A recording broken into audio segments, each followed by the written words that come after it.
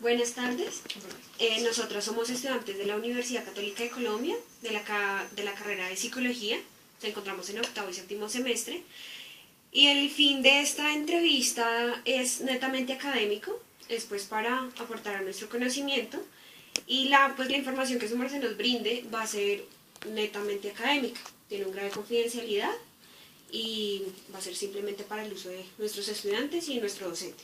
¿Listo? Estoy de acuerdo.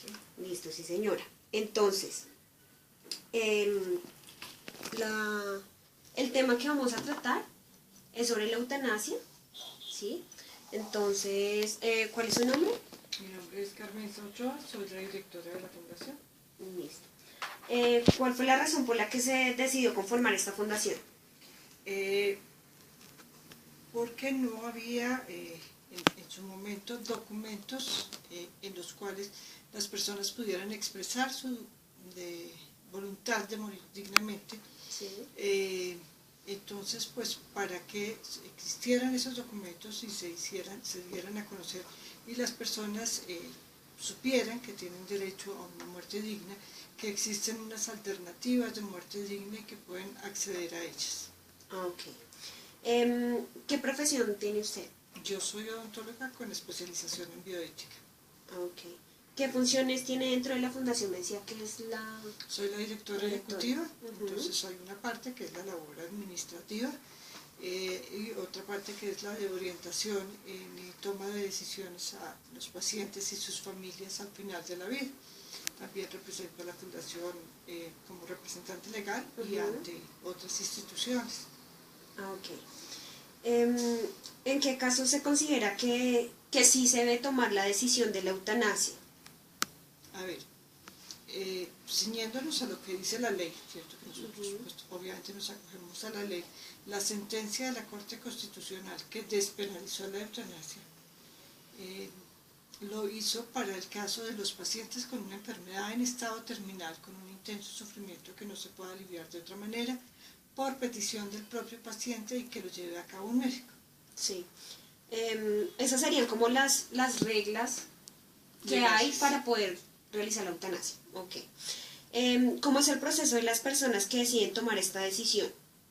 Entonces, estas personas deben hablar con su médico tratante, ¿cierto? Y explicarle que, pues en vista de que definitivamente todas las medidas que él ha instaurado para darle alivio a su sufrimiento no han servido, él quiere que le ayuden a morir dignamente a través de la eutanasia. Y el médico debe hacer una muy buena historia clínica donde constate y ojalá tenga el concepto de otro médico u otros dos médicos de que definitivamente la situación del paciente es terminal y que no existe nada mejor para aliviarle su tratamiento o el paciente no lo quiere, que el paciente está tomando esa voluntad de una manera libre, ¿cierto? De que el paciente tiene competencia mental para tomar esa decisión y que él como médico le va a ayudar. Ok. Para que el paciente tome esta decisión, ¿esta fundación hace algún acompañamiento? O sea, ¿le hace como una guía o...? Ok, si una persona nos consulta a nosotros, nosotros le damos como el apoyo necesario porque esta sentencia de la Corte desafortunadamente no es muy conocida por la gente y no sabe cómo actuar. Entonces nosotros le damos esa orientación que es la que le acabo de decir al paciente para que hable con el médico que teniendo en cuenta esas pautas pues no tendrá ninguna penalización su conducta porque está acogiéndose a la sentencia C-239 de 1997. Ok. ¿Cómo es el proceso con las familias de los pacientes?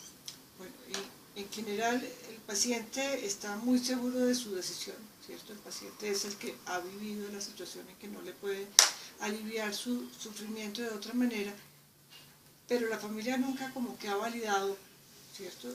Ese deseo del paciente piensa que es algo pasajero, que no va, y entonces no lo valida. Sí. Entonces cuando definitivamente el paciente dice, no, esta es mi decisión, pues y quiere que nosotros apoyemos a su familia, entonces hablamos con la familia y le hacemos ver, ¿cierto? O sea que definitivamente pues esa familia ha hecho lo mejor por el paciente, lo ha llevado a los mejores médicos, le ha dado la mejor asistencia médica posible, pero a pesar de eso no se ha podido aliviar su dolor y su sufrimiento. y que pues no tiene sentido que el paciente siga sufriendo, siga en esa situación en contra de su propia voluntad, ¿cierto? Que si hubiera algo mejor, pues se haría, pero si no hay algo mejor, pues se debe respetar esa voluntad. Entonces le damos como ese apoyo a la comunidad. Sí. Después del proceso de la eutanasia con el paciente, ¿hay algún acompañamiento psicológico para la familia? Bueno, si ya la familia necesita un apoyo psicológico mayor, o durante el proceso de la enfermedad del paciente, o después, nosotros no brindamos ese apoyo, nosotros no somos asistenciales, ¿cierto? No atendemos pacientes, no somos psicólogos que hagamos eso, pero los remitimos con las psicólogas que sí saben manejar los procesos de duelo, ¿cierto? Para que les hagan ese acompañamiento. Listo. ¿Considera que se está faltando a los derechos fundamentales con el servicio que ofrece el de aplicar la eutanasia? No, porque la vida, si bien es un derecho, no es una obligación. Y dentro de nuestro ordenamiento jurídico, en nuestra Constitución, también está el sentimiento de solidaridad y compasión que nos debemos los seres humanos. Y el que nadie debe ser sometido a torturas o tratos crueles. Entonces, pues vivir un sufrimiento de una enfermedad es una tortura, es un trato cruel. Sí, señora. ¿Qué considera que ha sido lo más difícil para la fundación? Bueno, o sea, no es un tema fácil de comunicar. El que culturalmente exista como ese mito que nos diga que la muerte es mala, entonces que no debemos pensar en la muerte, que si pensamos en la muerte la vamos a traer, que es como un monstruo, y que si yo pienso que mi ser querido lo mejor que le puede pasar es que se muera, soy malo, ¿cierto? Entonces, como todos esos mitos que hay alrededor de la muerte, pues hacen que las personas como que no piensen mucho en el final de la vida, no solucionen problemas, porque hacer estos documentos de voluntad anticipada es quitarle a la familia esa carga tan pesada que es decidir por el ser querido. Ya decidió la persona, entonces pues ya la familia no tiene que decir. Entonces pues yo creo que esa es la parte más difícil. Listo. Al año aproximadamente ¿cuántas personas toman la decisión de la eutanasia? Pues que nosotros sepamos son muy poquitas. Sí. Muy poquitas, o sea, no pasan de 10. ¿Sí? Al año.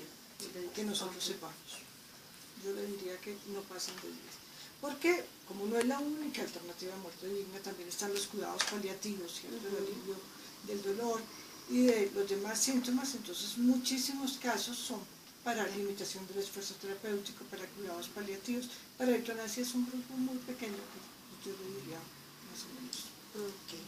Pero igualmente tienen derecho, o sea, las minorías tienen derecho. ¿Existe algún apoyo por parte de otras entidades gubernamentales o internacionales? No. Existe la Federación Mundial de Asociaciones del Derecho a Morir, ¿cierto? En varios países del mundo, en 36 países del mundo, hay asociaciones parecidas a la nuestra, que nos reúnen y nos apoyan en nuestras decisiones. No nos dicen qué hacer, nos apoyan en lo que nosotros digamos que queramos hacer. Esas serían las entidades. Con respecto a la eutanasia, ¿quién paga ese procedimiento? El paciente. El paciente. La familia, ellos se encargan de cancelar eso. Ok, listo. Bueno, eso ya es con el médico tratante. Eso es directamente con el médico. Exacto. O sea, nosotros no somos asistenciales, no atendemos pacientes, ni en cuidados paliativos, ni en limitación del esfuerzo terapéutico, ni nada. Nosotros orientamos como su médico que la atiende le ayuda. Ok, listo. Bueno, eso sería por el momento. Muchísimas gracias por su colaboración. Con mucho gusto. Gracias.